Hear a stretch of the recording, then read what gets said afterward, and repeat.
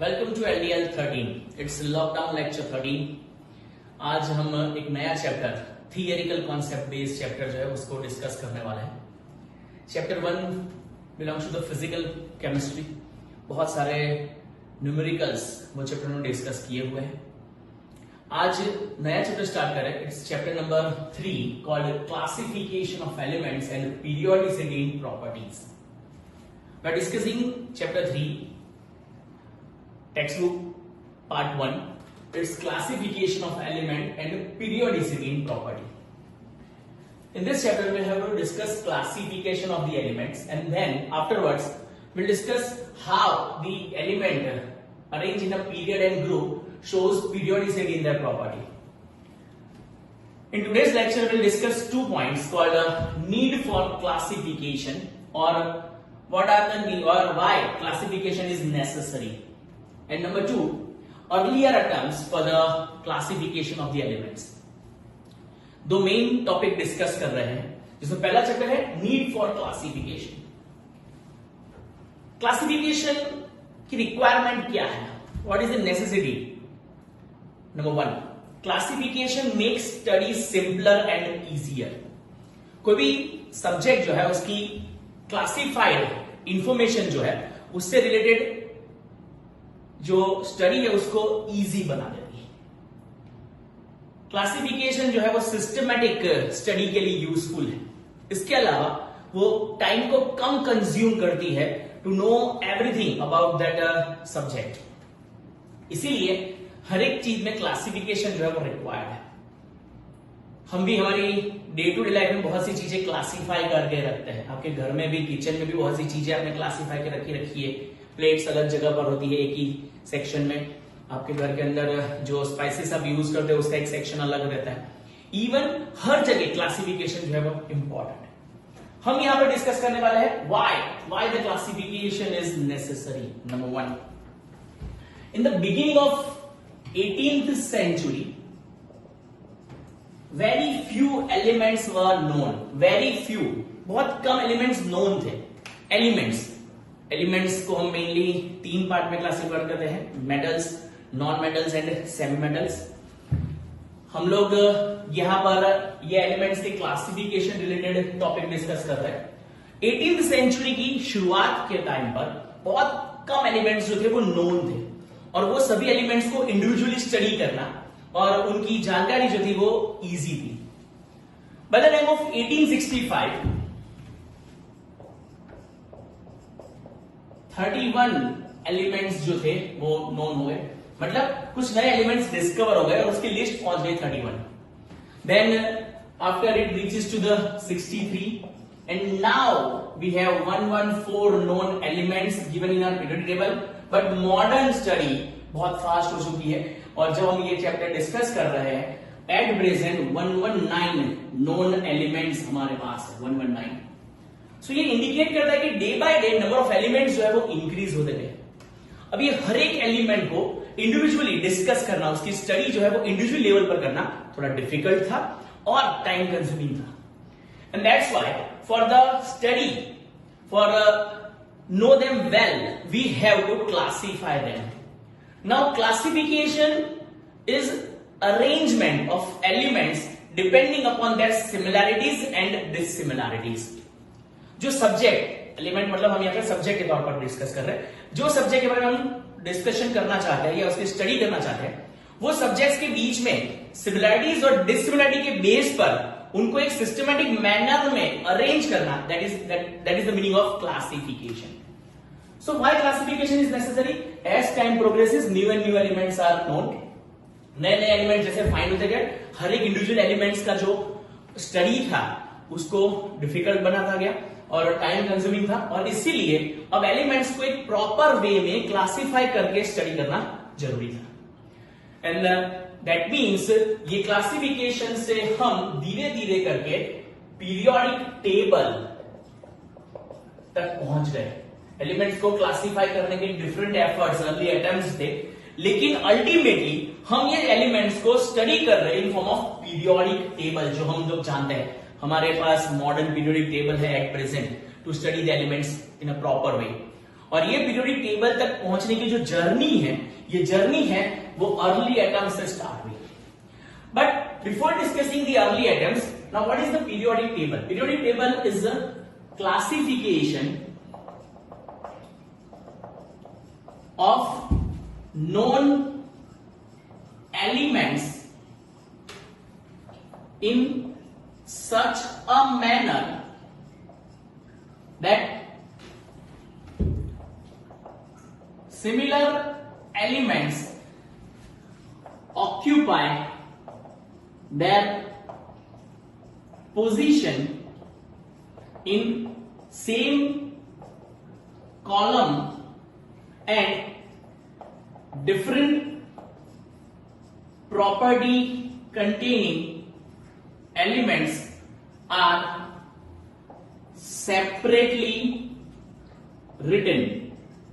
This method is known as periodic table, or this method of classification is known as a periodic table. In short, periodic table contains columnar classification. Columnar, that means the element present in the same column, you can say a group, have similar properties. मतलब कुछ ऐसे elements जिनकी properties same है, उनको एक ही group में arrange करना और बाकी के एलिमेंट्स को उनसे डिफरेंट मतलब दूसरे ग्रुप्स में अरेंज करना is called a periodic classification, और जो टेबल बनता है is called periodic table.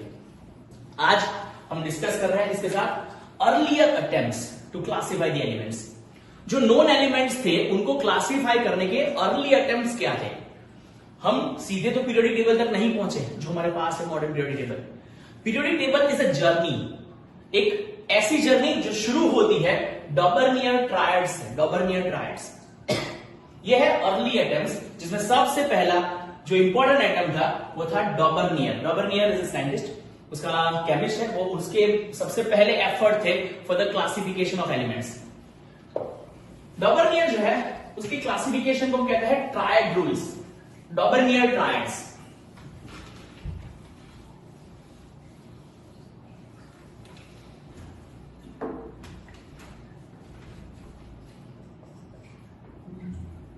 It's earlier attempts, जिसमें सबसे पहला नाम है डॉबर्नियर्स ट्रायड्स रूल। वो टाइप ऑफ नोन एलिमेंट्स को डॉबर्नियर ने तीन के ग्रुप में क्लासिफाई किया। 3 elements constituting the one group, constituting the one group. 3 elements are there in one group. Say for example, the first Doppler triad is known as lithium, sodium, potassium triad, LiNAK. Then he has calcium, strontium and barium in a second triad. Chlorine, bromine and iodine, ये तरीके से उसने 3 elements को triad form में classify किया। 3 elements का जो group बना है कॉल्ड ट्रायड्स।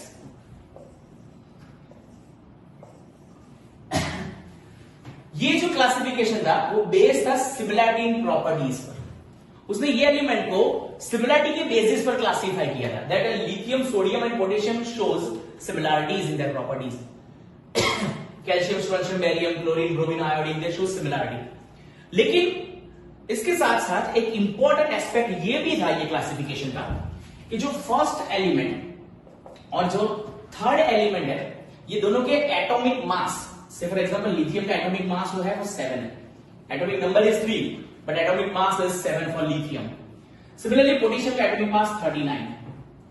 जब ये दोनों जो फर्स्ट और थर्ड एलिमेंट के एटॉमिक मास की जब एवरेज निकाली गई, average, then this average which is 46 divided by 2 is 23, it is equal to the atomic mass of the middle element. मतलब ये है जो मिडल एलिमेंट है उसका एटॉमिक मास फर्स्ट और थर्ड एलिमेंट के एटॉमिक मास का अरिथमेटिक मीन था, और ये तीनों ट्रायड्स में ऑब्जर्व होता हुआ दिखाई दिया, और इसीलिए इसको ट्रायड रूल के तौर पर डिस्कस किया गया by Dobereiner. It's called Dobereiner's triad. ये डॉबर्नियर ने ऐसे 3 ट्रायड्स जो है वो सक्सेसफुली मेंशन किए, लेकिन जैसे जैसे नए एलिमेंट फाइंड होते गए ये ट्रायड रूल जो था it fails to allocate the other elements. अगर सेम प्रॉपर्टी वाले कुछ और एलिमेंट इसके साथ ऐड होने लगे तो उनको एडजस्ट करना ट्रायड के फॉर्म में ये पॉसिबल नहीं था, लेकिन हम कह सकते हैं कि it's a first valiant effort done by the Dobereiner. एक बहुत बेहतर एफर्ट डाला था डॉबर्नियर ने for the classification of the elements. ये था Dobereiner triad rule. But as time progresses with the invention और with the discovery of new elements, the triad rule fails to explain similarity in properties and atomic mass characteristic. Next, the effort in earlier attempts were done by Cancordes.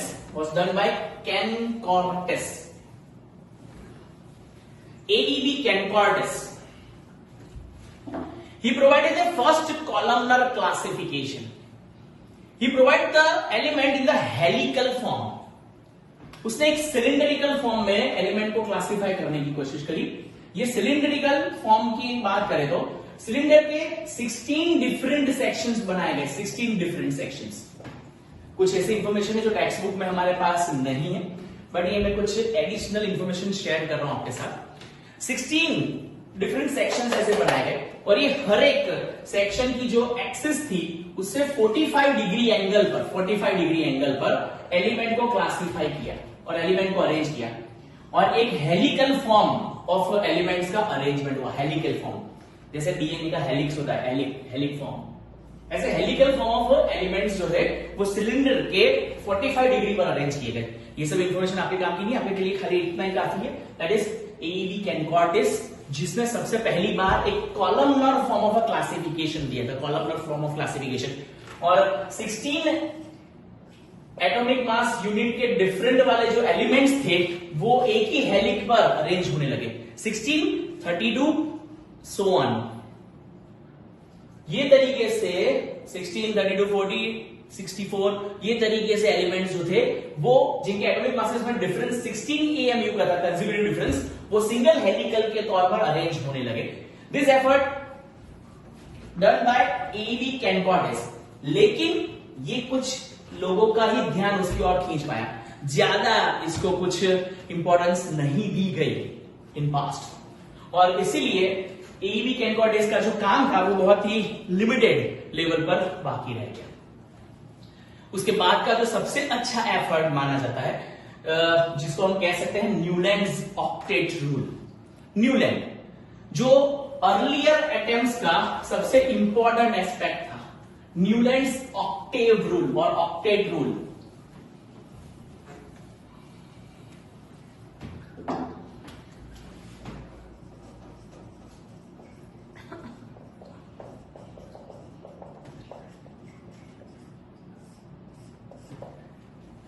Newlands octet rule, octet और octave, वो time पर known elements को Newland ने arrange किया in the increasing order of their atomic masses. By arranging them in the increasing order of their atomic mass, जैसे कि lithium, beryllium, boron, carbon, nitrogen, oxygen, fluorine. After the fluorine, the known element at the time is sodium. वो time पर जो noble gases है, fluorine के बाद का जो नोबल गैस आता है नियॉन, वो नोन थे ही नहीं, मतलब वो एलिमेंट वो टाइम तक डिस्कवर नहीं हुआ था। तो जैसे ही उसने ये एलिमेंट को increasing order of the atomic mass arrange किया, उसने पाया कि इसके बाद का जो एलिमेंट सोडियम है फ्लोरीन के बाद, वो सिमिलैरिटी शो करता था with the properties of lithium. मतलब कि फर्स्ट 7 एलिमेंट्स को अरेंज करने के बाद जो इंक्रीजिंग ऑर्डर ऑफ एटॉमिक मास था उसमें जो 8th एलिमेंट था which is sodium, which shows similarity in chemical properties with that of a lithium। वो लिथियम के साथ केमिकल प्रॉपर्टीज में सिमिलैरिटी शो करता था। तो उसने वो जो 8th एलिमेंट था उसको 8 नंबर पर ना रखते हुए फर्स्ट नंबर के नीचे जगह दे दी sodium, then magnesium, aluminium, silicon, phosphorus, sulphur, chlorine, ये तरीके से। आफ्टर क्लोरीन एक्चुअली आता है आर्गन 18 नंबर पर जैसे मैंने कहा कि वो टाइम पर नोबल गैसेस नोन नहीं थे, दैट मीन्स उसके बाद का जो एलिमेंट था वो था पोटेशियम, जिसको सिमिलरिटी के बेसिस पर सोडियम के नीचे रखा गया, क्योंकि फिर से देखा गया कि पोटेशियम की केमिकल प्रॉपर्टीज जो थी that is similar to that of lithium and sodium. In the same way the next element calcium arranged below the magnesium. तो ये तरीके से एटॉमिक मास 40 तक के एलिमेंट जो कैल्शियम का है तब तक के एलिमेंट को उसने increasing order of that atomic mass arrange किया. Along with increasing order of atomic mass उसने एक और एस्पेक्ट को ध्यान में लिया, सिमिलरिटी इन केमिकल प्रॉपर्टीज, जिसमें देखा गया कि लिथियम सोडियम पोटेशियम की केमिकल प्रॉपर्टी सेम थी, इसीलिए लिथियम के बाद अरेंजमेंट के बाद फ्लोरीन के बाद जो सोडियम आता है वो सोडियम को 8 नंबर पर ना रखते हुए लिथियम के नीचे पोजीशन किया गया. ये था पहला ब्रिलियंट एफर्ट, हम कह सकते हैं, जो प्रॉपर्टी बेस्ड एफर्ट था, जहां पर कैल्शियम तक के एलिमेंट्स को सक्सेसफुली क्लासिफाई कर लिया गया और इसने इसको कंपेयर किया विद म्यूजिकल ऑक्टेव, जैसे कि सा, रे, गा, मा, पा, धा, नी. आफ्टर नी what we are having again सा. सो जैसे म्यूजिक की ऑक्टेव होती है, वो म्यूजिक ऑक्टेव के अंदर हर 7th लेटर के बाद जो नेक्स्ट लेटर आता है वो सा, अगेन सा. सो विल सा अगेन लास्ट वन इज सा. सो जो लास्ट ऑक्टेट रूल था, मतलब जो 8th सा जो था उसको पहले सा के नीचे ही रखा गया. इन द सेम वे ये एलिमेंट में भी सिमिलरिटीज ये तरीके से कंपेयर की गई विद द म्यूजिकल ऑक्टेव और इसीलिए कंपेयरिंग द म्यूजिकल ऑक्टेव ये रूल को नाम दिया गया न्यूलैंड्स ऑक्टेव रूल और न्यूलैंड्स ऑक्टेट रूल, क्योंकि जैसे म्यूजिकल ऑक्टेव के अंदर हर 7th के बाद जो 8 लेटर आता है वो फर्स्ट लेटर के जैसा ही है, सा रे गा मा पा धा नी सा. Again similarly lithium beryllium boron carbon nitrogen oxygen fluorine तक क्लासिफिकेशन के बाद जो नया एलिमेंट सोडियम था विच शोज सिमिलरिटी और same chemical property to that of lithium, उसको पोजीशन किया गया बिलो लिथियम. और ये तरीके से ये पहला प्रॉपर क्लासिफिकेशन जो अर्लियर अटेम्प्ट्स के तौर पर हम मान सकते हैं, डिस्कस किया जा सकता है. इसको कहते हैं न्यूलैंड ऑक्टेव रूल. तो ये थे कुछ अर्ली अटेम्प्ट्स जो एलिमेंट्स के क्लासिफिकेशन के लिए बहुत इंपॉर्टेंट रोल प्ले करते हैं. ये अर्ली अटेम्प्ट्स परफॉर्म करने के बाद जो सबसे पहला ब्रिलियंट एफर्ट था और सबसे बेहतरीन एफर्ट जिसको माना जाता है वो था Mendeleev's periodic classification. Newlands octave rule जो है उसके कुछ लिमिटेशंस थे. वो 40 एटॉमिक मास मतलब कैल्शियम तक के एलिमेंट्स, नॉन एलिमेंट्स को वो टाइम पर क्लासिफाई कर पाया, लेकिन जैसे नए एलिमेंट फाइंड होते गए और 21, 22, 23 नंबर के जो एलिमेंट्स थे, हम जानते हैं कि कैल्शियम का एटॉमिक नंबर 20 है. So after calcium 21, 22, 23 atomic number वाले जो एलिमेंट्स थे जिनको ट्रांजिशन सीरीज कहते हैं, ये प्रॉपरली ऑक्टेट रूल में एडजस्ट नहीं हो पाए. इसके अलावा जब नोबल गैसेस फाइंड हुए तो ये 8वां एलिमेंट नहीं रहा, sodium becomes the 9th element और इसीलिए ये ऑक्टेव रूल जो था इट हैज सर्टेन लिमिटेशंस. इसको हम कंप्लीटली अप्लाई नहीं कर पाए for the other elements classification. लेकिन इसके बाद के जो एफर्ट की मैंने बात करी, मेंडेलीव जिन्होंने बहुत ही बढ़िया तरीके से वो टाइम पर नोन 63 एलिमेंट्स, जब मेंडेलीव ने ये क्लासिफिकेशन दिया था आफ्टर न्यूलैंड, तो उसके टाइम पर 63 एलिमेंट्स नोन थे. ये ऑल 63 एलिमेंट्स को बहुत बेहतरीन तरीके से क्लासिफाई करने का क्रेडिट जो है वो मेंडेलीव को जाता है, डिमिट्री मेंडेलीव. लेकिन मेंडेलीव के साथ साथ एक और बंदा था जिसका नाम था लोथर मेयर. ये रशियन था और लोथर मेयर और मेंडेलीव दोनों ने individually independently same type of classification provide किया था. दोनों का क्लासिफिकेशन एक ही टाइप का था, लेकिन जो पीरियोडिक टेबल जो है, जो ओल्डर पीरियोडिक टेबल, उसको मेंडेलीव पीरियोडिक टेबल के नाम से जाना जाता है. लोथर मेयर को क्रेडिट नहीं दी गई. The reason is publishing. आप अपनी जो भी डिस्कवरीज है उसको क्रिटिसाइज होने के डर से अगर पब्लिश नहीं करते हो तो उसकी वजह से वो क्रेडिट जो है वो खो बैठते हैं. बहुत सी बार आपको करते हो ऐसा, जब आपको होमवर्क दिया जा रहा है, फॉलो अप क्वेश्चंस दिए जा रहे हैं, तो कुछ बच्चे जो है वो गलत है सोच के उसको शो ऑफ करते नहीं है, लेकिन उसकी वजह से आप पीछे रह जाओगे। क्रिटिसिज्म जो है वो हमारी लाइफ का एक हिस्सा है। क्रिटिसिज्म से ना डरे। ऊपर से क्रिटिसिज्म आपको बहुत सी चीजें सिखाता है।